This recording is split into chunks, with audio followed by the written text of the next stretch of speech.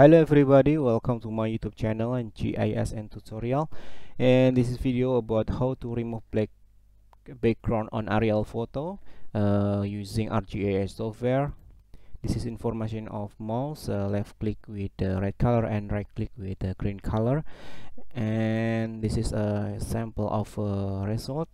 This is a black background and how to remove this background.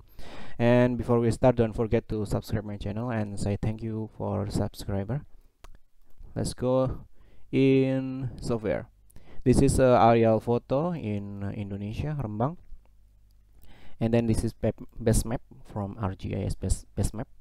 And how to remove on the background is very simple. Just right click in here and then going properties, and this one in general, source, metadata, extend, display.